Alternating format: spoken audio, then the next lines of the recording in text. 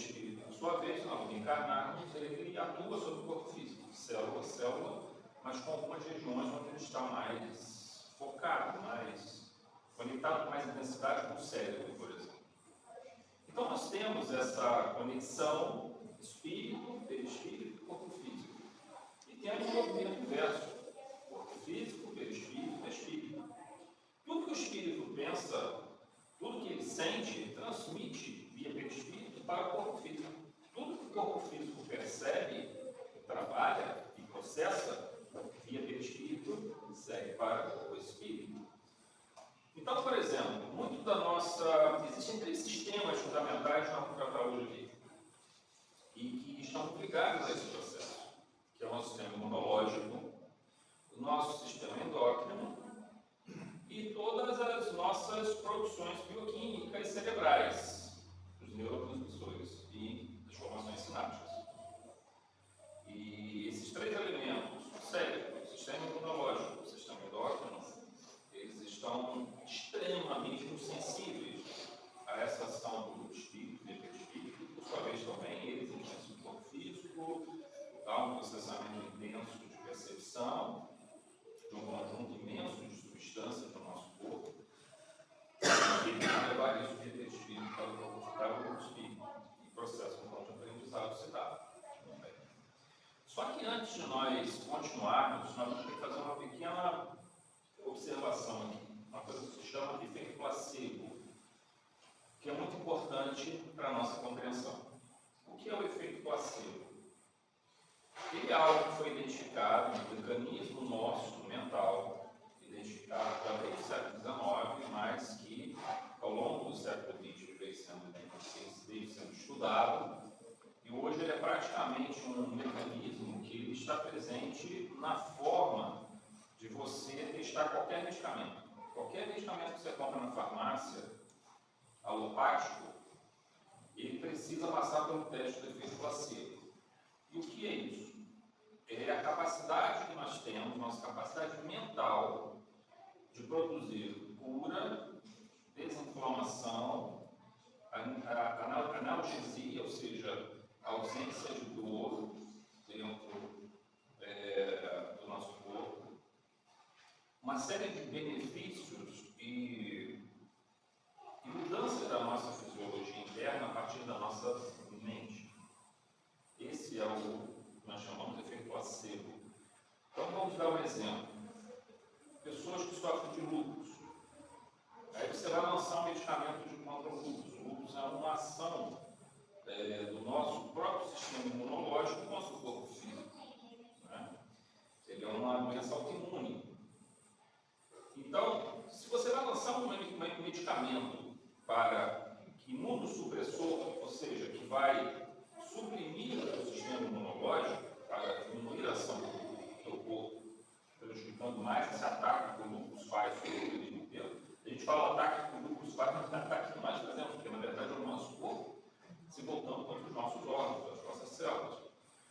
E aí, no teste de efeito placebo, o que se faz? Você tem uma pílula de farinha com açúcar. Só que ele é uma cápsula revestida, não comprimida, é uma cápsula revestida. Então, um grupo de controle vai tomar o efeito placebo, ou seja, essa cápsula de farinha com açúcar. E você não vai saber que é farinha com açúcar, porque quando ela está revestida, ela vai se dissolver no sistema gastrointestinal, você não vai ter essa percepção. E o grupo que toma o medicamento ativo, o princípio ativo.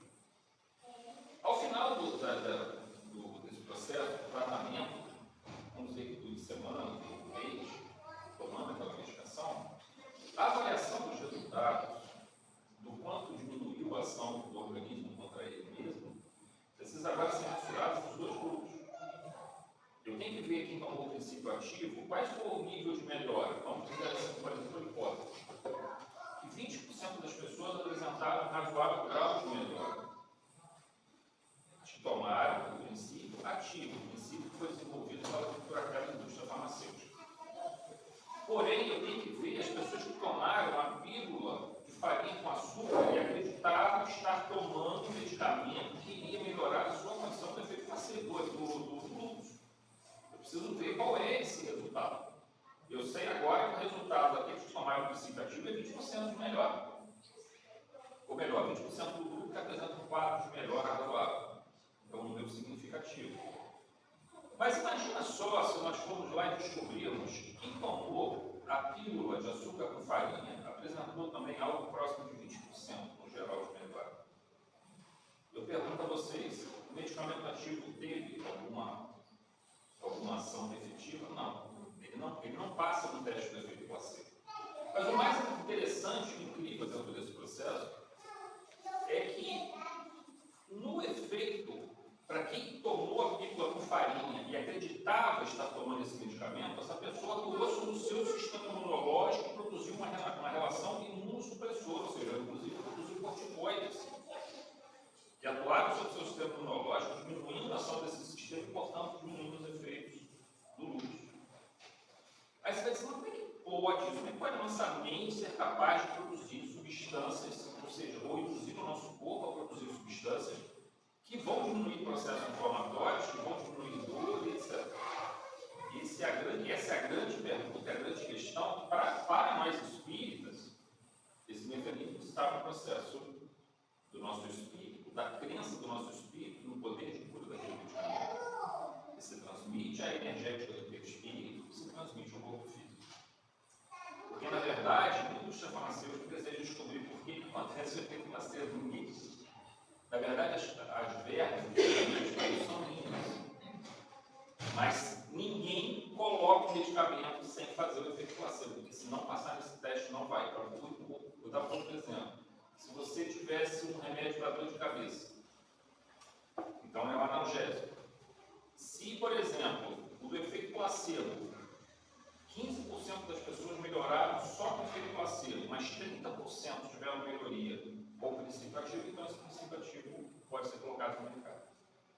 Então, vocês observem que toda vez que nós estamos trabalhando com esses dois elementos, nós estamos mensurando o princípio ativo em relação ao efeito placebo, mas o que nos interessa é que é isso, é esse efeito placebo, é esse poder da nossa mente de ser capaz de produzir uma reação fisiologicamente observável. E por que é fisiologicamente observável? Por exemplo, no caso das cefaleias, das dores de cabeça e das dores em geral, o nosso corpo ele tem uma capacidade, e aí que vem uma questão extraordinária, de produzir uma coisa chamada endorfinas, ou opioides endógenos. É uma substância muito parecida com a morfina, mas ela é produzida pelo nosso próprio corpo. Nós temos algumas células que são capazes de produzir esses opioides endógenos. Só que nós sabemos disso mais ou menos, por exemplo, quando nós fazemos uma caminhada ou uma corrida e temos uma inflamação muscular muito intensa por conta do desgaste. Imagina que você caminhou 20 km ou 15 km. Você produz a morte de muitas células, inflamação de muitas células. Existe uma substância chamada CPK que você analisa em exames médicos. Quando você tem, por exemplo, quando a gente tem a chikungunya, por acaso acaba sendo um mosquito adquire chikungunya, ou a própria dengue às vezes, mas o chikungunya mais intenso, você vai ver o CPK da pessoa foi 14 mil, o CPK normal é 180, 150. Isso significa que é um processo inflamatório muscular intenso. Ora, o que o nosso corpo faz nesse processo inflamatório? Ele joga endorfinas. Ele percebe a inflamação e joga endorfinas. E essa endorfina é mensurável. É possível mensurar esse nível de endorfina nos exames muito sofisticados.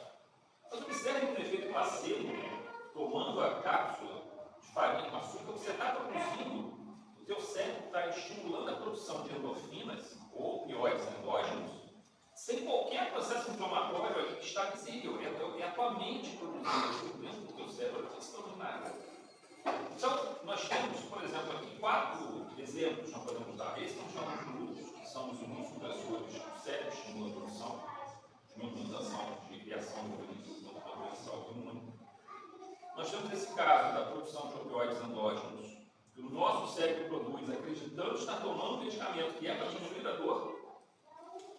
Nós temos, por exemplo, testes que mostram que indivíduos com doença de Parkinson, nós sabemos que na doença de Parkinson nós temos uma diminuição de dopamina do cérebro. Essa diminuição de dopamina leva a uma série de problemas musculares. E então, por isso que a pessoa que começa a ter Parkinson, ela tem dificuldade de andar, ela anda em marcha, marchando, ela tem extremores. O que é porque a dopamina é muito importante nesse tipo de controle do cérebro.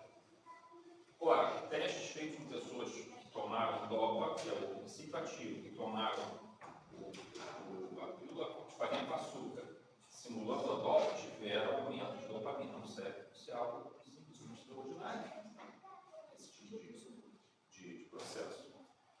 Então, vocês observem que nós temos, então, dentro do efeito placebo, uma coisa muito clara. A nossa mente é capaz de produzir substâncias que diminuem dores, diminuem processos inflamatórios, diminuem a ação do nosso sistema imunológico, do nosso corpo, por aí vai. Vamos agora para o inverso desse mecanismo, que é a doença psicossomática. O que é a doença psicossomática? É o inverso do efeito placebo, mas o mecanismo é o mesmo. A mente sendo capaz de atuar sobre o corpo físico, especialmente sobre o cérebro, mas também sobre o nosso sistema endócrino, sobre o nosso sistema imunológico, que nós falamos no começo. E o que? Espírito. Quando isso acontece, a nossa mente em desequilíbrio vai produzir doenças no corpo físico. É o que nós chamamos, mais ou menos seria algo parecido, não é exatamente a mesma coisa, mas costuma chamar de efeito nocivo. O efeito nocivo é o inverso do efeito placebo. Mas não é bem o caso que se aplica para esse exemplo nosso de doença psicossomática, tá? Mas é mais ou menos um mecanismo parecido. Nesse caso, o que acontece? Nós temos determinados desajustes emocionais e psíquicos que levam à doença do corpo físico. Da mesma forma que no efeito placebo, minha mente estava focada numa crença de cura e, portanto, ela produziu endorfinas, ela produziu corticoides, imunossupressores, ou ela foi capaz de produzir substâncias que diminuíam a minha pressão sanguínea. Agora, na doença psicossomática, o barulho inverso, minha mente está desequilibrada emocionalmente e cognitivamente. Porque quando eu falo cognitivamente, eu falo sempre da razão, da inteligência, do racional trabalhando, do cerebral. Quando eu falo do emocional, é um componente que trabalha junto com o cognitivo. A nossa mente trabalha cognição, emoção, memória e vontade. Mas a cognição e a emoção são importantes no nosso dia a dia. Por isso que se valoriza tanto o chamado inteligência emocional, então exatamente porque se você não consegue ter o equilíbrio emocional, o seu racional não vai funcionar direito, não adianta, você não consegue. A gente faz um teste muito bom nisso quando a gente joga xadrez. Não sei se alguém aqui já jogou xadrez ou gosta de xadrez. Eu já joguei muito no ano passado. O xadrez é um jogo especialmente racional.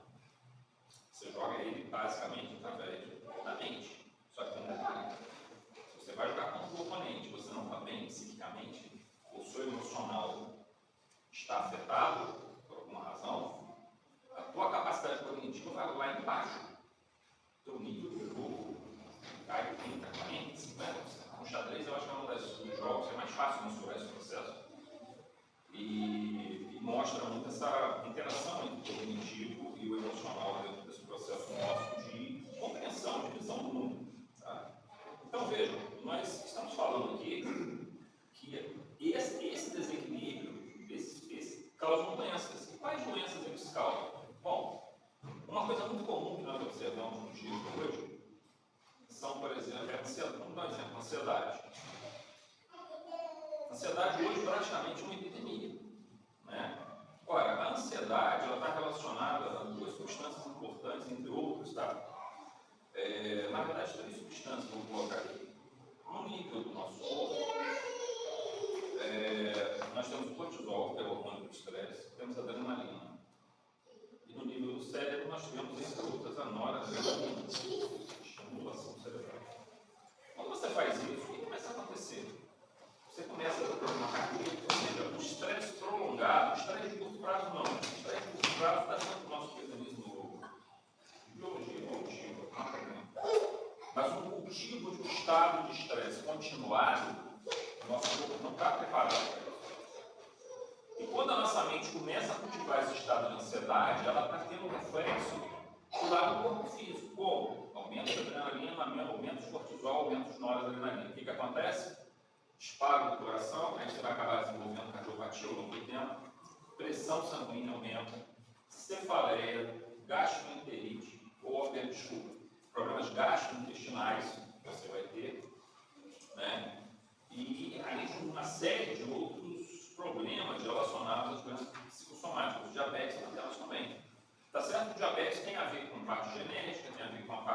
alimentação, com os hábitos, mas o diabetes tem a ver também com a parte emocional. Meu pai, por exemplo, ele desenvolveu diabetes num fato que ele teve, pelo fato de ter ficado com 70 internado. Encaixou o diabetes na época por conta disso. Então, o aspecto emocional, que a gente, tudo bem, claro que não partiu do zero para a situação do diabetes, mas vamos dizer, no diabetes, o pâncreas está trabalhando muito, produzindo uma insulina de má qualidade, não está conseguindo dar conta de baixar o açúcar no sangue. A gente não precisa cuidar com isso também, a gente faz só exame de sangue, aí você vai lá no posto, claro, tinha em casa, no laboratório, você faz exame de sangue, é 95, manceiro, da glicose. Aí você fala assim, pô, tá bom, só tem que tomar cuidado, porque às vezes o teu pâncreas está trabalhando com duro. O nosso nível de insulina, em geral, tem que ser 10, 8, 14, 15. Você vai ver lá que a insulina está 40, 50. Ou seja, o teu pâncreas está trabalhando igual um maluco para manter esse açúcar a 95, 90. Isso faz significa que o pâncreas vai pifar. Quando ele pifar, você fica diabético. Então, também tem um certo cuidado para não infundir mais só no exame de glicose que a gente faz pela manhã, mas de vez em quando, a cada tantos anos, peça ao seu médico que peça um exame de insulina, né? E outros exames que os médicos sabem trabalhar corretamente essa questão. Mas isso leva a esse processo, leva as doenças autoimunes, o próprio lúpus de uma doença autoimune tem fundamento psicossomático. O câncer, apesar de não ser uma doença psicossomática propriamente, ela tem uma raiz psicossomática. Por que tem? Porque todos nós desenvolvemos várias formas de câncer ao longo da nossa vida. E nós combatemos sem precisar tomar medicamento nenhum. Por que eu estou falando isso? Porque o câncer, como é que ele começa? Uma célula mutante. Uma célula cujo DNA é diferente do DNA das outras células, em geral ela se multiplica muito rápido. E ela busca muito alimento das células em volta, então ela começa também a matar as células em volta daquele órgão que ela está, porque ela está esse processo de multiplicação acelerado dela, ela consome muita glicose, né? E muitos nutrientes, de uma forma geral. Só que o nosso sistema imunológico ele tem os mecanismos próprios, tem os macrófagos que vão lá destruir essa célula. As células em volta vão poder produzir interferon, que vai matar essa célula. Nós temos uma chamada células killers, que são células que atacam especificamente essas células cancerígenas. Ou seja, o nosso corpo possui mecanismos próprios para neutralizar uma célula cancerígena e deixar de novo à frente. Mas por que a gente não consegue fazer isso e o tumor segue e depois, quando ele estiver muito grande, aí sim, realmente o corpo não consegue mais? Nós não temos quantidade suficiente de soldados do nosso corpo para fazer isso. As células do nosso sistema imunológico. Então, o que acontece nesse caso? Alguma coisa não deixou que o nosso sistema imunológico funcionasse adequadamente. Uma das coisas associadas a isso, depressão, dor, uma série de problemas que a gente sabe, que estão relacionados a esse processo. Existem estudos de doenças psicossomáticas que mostram essas relações entre estados emocionais e depressão no sistema imunológico. Então, uma série muito grande de doenças. Muito bem. Então, nós já vimos vamos lá, primeira parte, nós temos uma ligação espírito-perispírito, corpo físico, perispírito.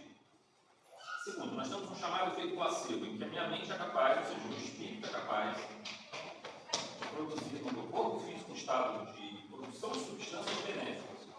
O vírus na doença psicossomática é que ocorre um mecanismo inverso, a minha mente em desequilíbrio, seja pela parte emocional, seja pela parte cognitiva, produz a doença. Mas aí, como é que eu caracterizo essa doença da mente que produz a doença do corpo? Neurose. A neurose é o elemento chave que nós detectamos dentro do nosso estado psíquico geral e que caracteriza o elemento que trabalha para produzir a doença. E quais são as neuroses mais comuns e verdadeiras epidemias nos dias de hoje? A ansiedade, a depressão, síndrome do pânico, fobia de uma forma geral. Nós temos também os processos vazios existenciais nos cérebros que levam as causas, aí potencializam outras neuroses, processos depressivos e outras coisas mais. Há uma gama muito grande, tá, gente? Nós temos mecanismos compulsivos de hábito, mecanismos pensamentos compulsivos, hábitos compulsivos, isso é um processo neurótico. Aí você vai dizer assim, mas quem que não é neurótico? Todos nós somos. Em algum nível. Todos nós somos. Então, todos nós. O normal é aquele espírito superior que encarnou e está em missão. Não tem. Todos nós somos neuróticos em algum nível. Tem alguma coisinha. Uma coisinha. O problema também é quando isso vai a um nível muito alto e começa a ter as doenças psicossomáticas. Mas observe uma coisa que sempre chama atenção nos nossos estudos. Apesar de ninguém querer ter uma doença psicossomática, entendam bem uma coisa: a lei de Deus é muito perfeita. Você está falando, né, dessa paisagem, mesmo no mundo de provas, de expiações, com tudo isso, Deus nos brinda com um mundo maravilhoso.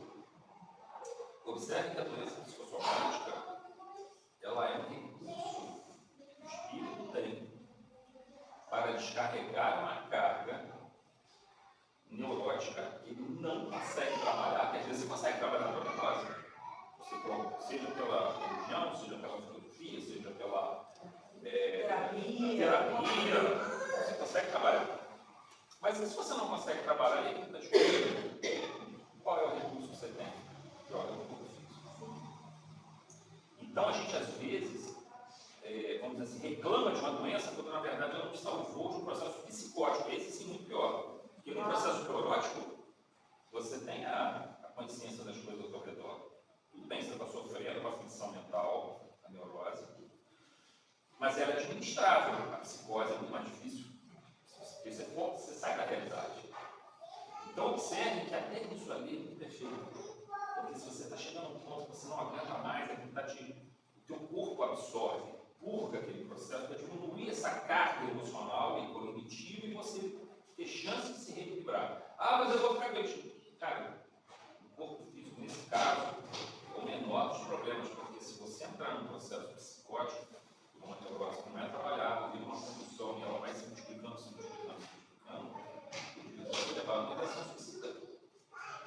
O que é uma ideação suicida se não um processo neurótico que foi sendo trabalhado ao longo do tempo, que não foi sendo trabalhado ao longo do tempo e chegou ao ponto que a pessoa começa a ter. Porque aí entra, nós não vamos trabalhar aqui hoje, né? Não dá tempo, mas são as obsessões. Porque o processo neurótico continuado está brecha para todo tipo de obsessão. Mas não é só a depressão, por exemplo. Né? Como ele não há a fobia. Nós tratamos agora há pouco tempo uma companheira nossa, a base de passes. Muita aplicação de passes, muita aplicação de palestras, ouvindo palestras, estudos, preces acessórias. Ela estava num processo que era uma seríssima, então não conseguia nem levantar na cama. E também o processo obsessivo. Então ela foi tratada, acho que nós fizemos esse processo, passa 3 vezes por semana. A fluidoterapia é um medicamento extraordinário, nós temos recursos extraordinários que nós chamamos na casa espírita para o tratamento de uma série de doenças que estão dentro desse grupo que nós chamamos de neuroses. Muito bem, aí nós vamos agora para um outro ponto. O que causa a neurose? Claro, isso aqui abriria nos estudos uma outra parte. Agora vamos simplificar o máximo possível aqui. Tá? Nós só temos 9 minutos. Não, mas assim, a gente a espiritualidade tem as tarefas, né? Tem todo o planejamento, a gente. Mas fica para uma outra oportunidade, a gente desenvolver mais isso aí numa segunda oportunidade, não tem problema não. 2 conceitos importantes que eu gostaria de falar para vocês. Um é sombra, não sei se eu já comentei isso aqui com vocês, não tem enquadramento esse conceito na obra de Joana de Ângeles. A Joana de Ângeles, através do Divaldo, ela escreveu uma obra e sai uma coleção dela agora, acho que são 24 livros, se não estou enganado, capa dura. Minha esposa comprou lá, esse ano. Eu já li algumas coisas dela, mas eu não tinha lido todos, eu estou pegando acho que eu não tinha lido ainda todos. Sequência, né? Fantástico. E eu estou lendo agora a trauma psicológica, né? Tinha pegado para fazer umas validazinhas dele. Eu estou lendo sequencialmente os livros dela, porque a Joana trabalha muito com a linha de Jung, Carl Gustav Jung, que é uma mente privilegiada, de fato, apesar de ele, assim, vejam, ele não tem uma visão espiritualista, apesar que no final da vida dele, o livro Memórias e Reflexões, ele vai desenvolver ele vai mostrar que ele é de fato reencarnacionista. Mas ele nunca assumiu isso durante o trabalho dele. E também, de uma certa forma, uma crença numa força superior. Mas isso só vai mostrar isso mais no final da vida dele, já está bem velhinho já. Mas o trabalho dele é maravilhoso, tá? O trabalho de Agostinho não é boa, tem uma matéria aí que adapta para a doutrina espírita esse conceito. O que é o conceito de sombra? A sombra são matrizes psíquicas, são memórias carregadas de emoção, de energia do nosso passado, dessa vida e de outras vidas. De uma vida passada, de 2 vidas, 4 vidas, 5 vidas, traumas, perdas, frustrações, crimes que cometemos, tudo que nós fizemos, sentimentos de culpa profundamente arraigados, tudo que aconteceu conosco, nós não conseguimos tratar. Porque nós falamos aqui, o processo biológico, se ele entra no conflito, ele pode ser jogado aonde? No corpo físico, através da doença psicossomática, mas tem um outro recurso. Você esconde, você luta, você pode vir com a gaveta, fecha a chave. Como é que você consegue fazer isso? Um dos mecanismos é quando você volta a tua vida toda com um objetivo e esquece aquilo ali. Só que aquilo ali, meu amigo, está lá guardadinho esperando para ser tratado. Porque é sombra, enquanto ele for. O que ele é sombra? Porque na verdade ele não traz luz, ele traz sofrimento e aflição.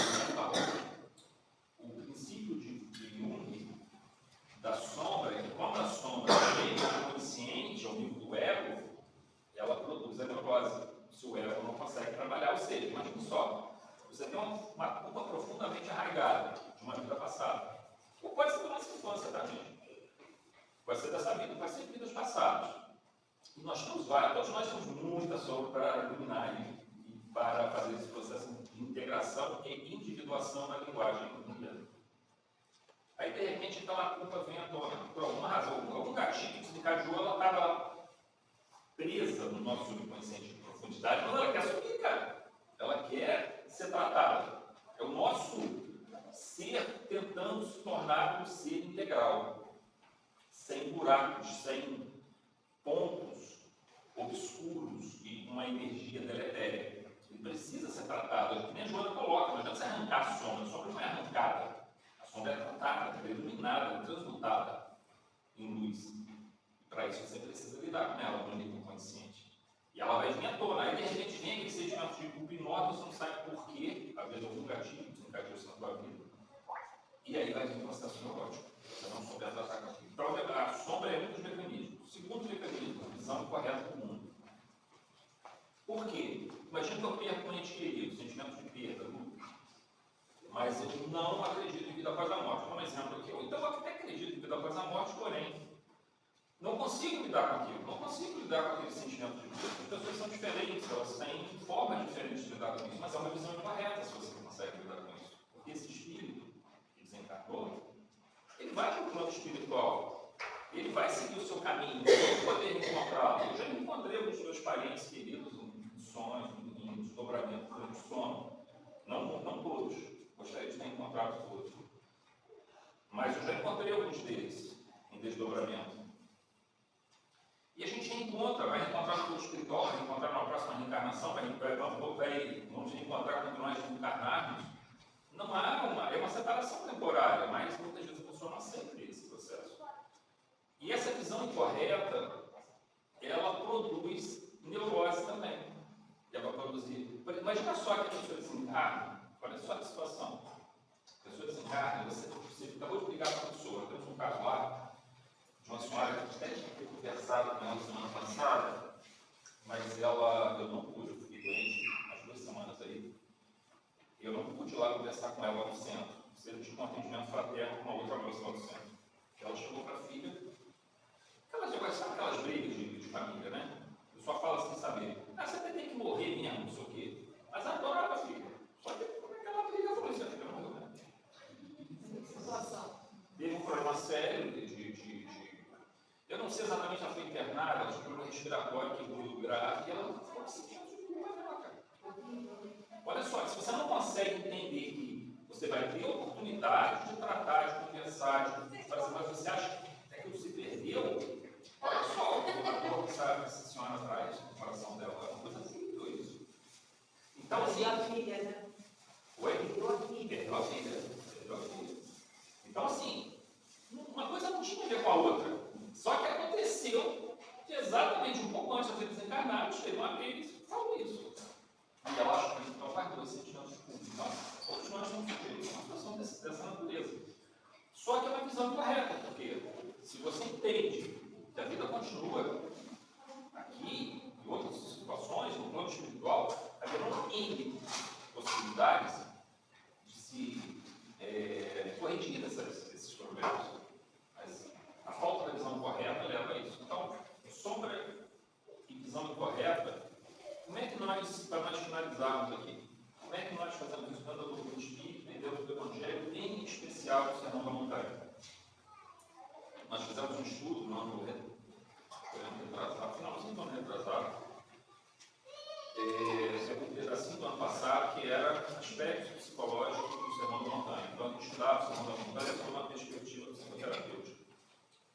O Sermão da Montanha é psicoterapia na veia. É extraordinário quando você pega o que Jesus está falando, depois você pega o do Espírito e aí amplia essa visão. Eu vou colocar só 3 elementos aqui que são capazes de tirar de nós, diminuir, até tratar essas neuroses que, por sua vez, desencadeiam esses mecanismos de doenças psicossomáticas. A fé. Quando eu falo fé, eu me refiro a uma fé, uma religiosidade, uma espiritualidade intensa, onde você se liga com o divino, onde você vê Deus manifesto no mundo, não só na hora da oração, mas na hora que você está conversando com outra pessoa, você tenta imaginar ali uma manifestação do divino ali. Não passa para a voz de uma árvore, você vê a manifestação do divino.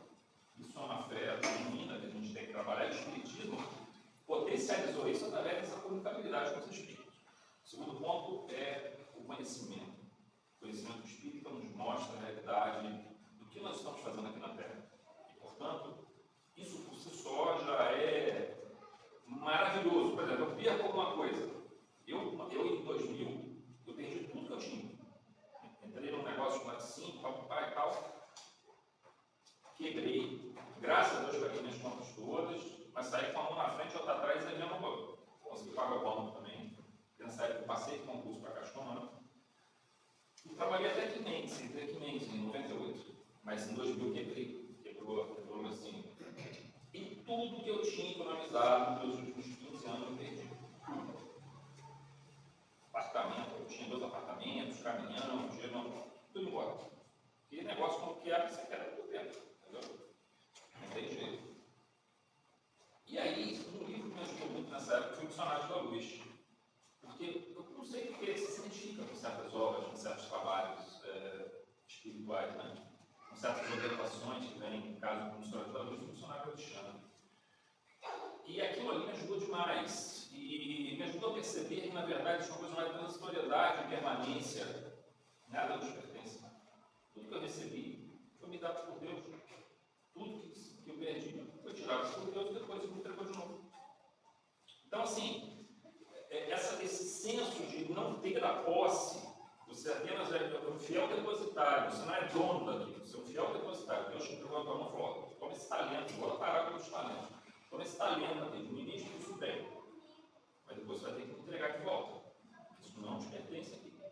O teu espírito vai para um outro caminho. Então, a parte da fé, do conhecimento, por fim, a parte do amor.